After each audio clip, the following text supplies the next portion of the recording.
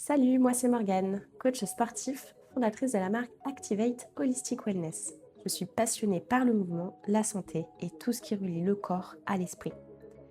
Ici, je vais te parler d'énergie, de rythme, de cycle, d'alimentation, de sport et de ce qui se passe quand on commence vraiment à écouter son corps. Chaque vendredi, je te partage mes réflexions, mes découvertes, mes coups de gueule et je fais le lien avec mon activité de coach. Prends ton thé, prends ton café, ton casque, respire, tu es au bon endroit. Pour ce podcast, j'ai décidé de papoter avec moi-même sur la notion de rythme.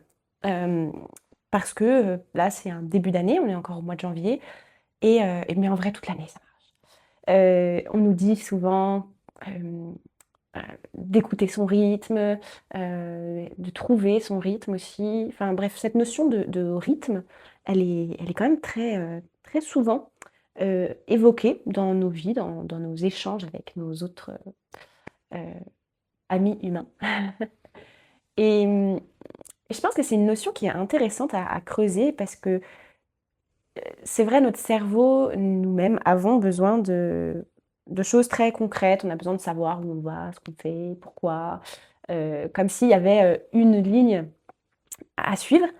Et c'est vrai que c'est mieux quand même d'avoir, une ligne, un rythme, quelque chose de précis, quelque chose qui bouge pas trop quand on veut, obtenir quelque chose, avoir un résultat, quel qu'il soit, que ce soit, physique sur son rythme sportif par exemple, ou que ce soit professionnel quand on a des projets à mener.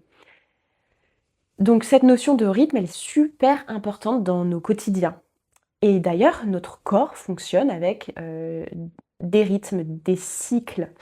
Nous sommes un animal cyclique, on est un animal diurne, il faudrait qu'on dorme, toujours le même nombre d'heures, qu'on se couche à la même heure, si possible qu'on se réveille aussi à la même heure, qu'on loupe pas le moment, où on doit se réveiller.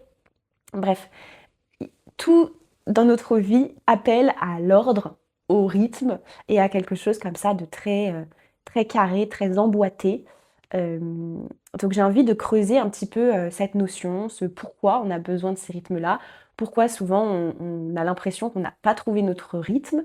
Heu, Toujours pareil, hein, sur tous les domaines ça fonctionne cette réflexion et comment on pourrait améliorer notre rapport à ce rythme? Comment on pourrait faire en sorte d'être, hem, plus, je vais dire aligné, c'est pas vraiment ça, mais comment on peut trouver notre rythme, voilà, tout simplement, dans notre quotidien, dans nos pratiques, dans nos rapports avec les autres, dans notre rapport au travail, notre rapport au sommeil.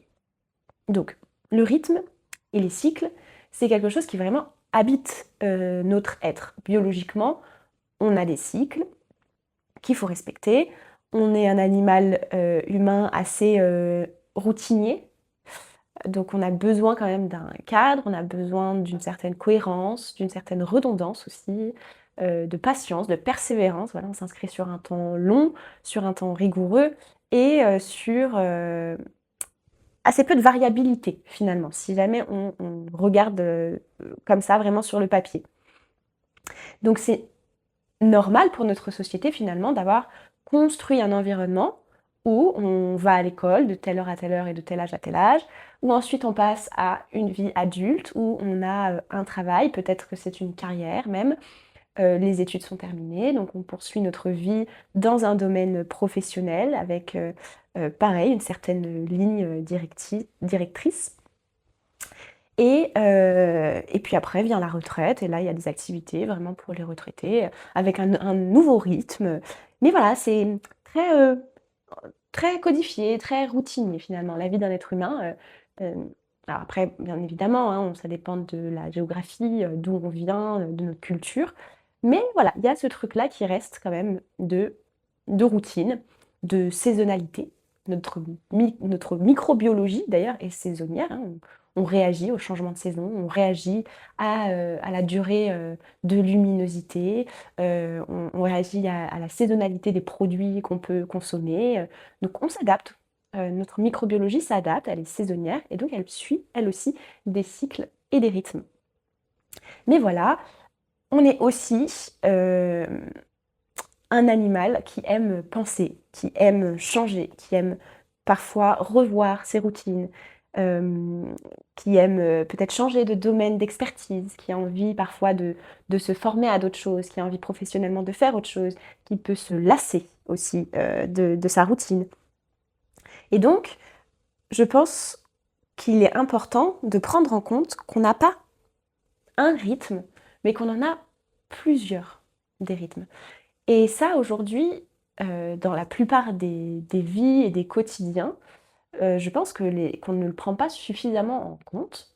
D'ailleurs, souvent, on va demander: «Est-ce que tu as trouvé ton rythme?» alors qu'en réalité, ce qu'on devrait espérer pour les gens, c'est qu'ils arrivent à écouter leur rythme. Peut-être que c'est plus simple aussi pour les filles, les femmes, de savoir qu'on a plusieurs rythmes parce qu'on est, déjà, mensuellement, rappelé au fait qu'on a un rythme hormonal, des cycles hormonaux qui varient pendant tout le mois. Donc peut-être qu'on est plus connecté à cette notion de rythme au pluriel, hem, mais je crois que souvent on s'en déconnecte et la façon la plus simple, à mon sens, de se reconnecter au fait qu'on a plusieurs rythmes en nous, c'est encore de sortir, de prendre l'air, d'observer, d'être vraiment dans l'observation, dans la contemplation, pas juste sortir pour sortir, et être déconnecté, être sur son téléphone, être dans ses pensées, être dans sa to-do list. C'est plus être conscient des changements dans notre environnement.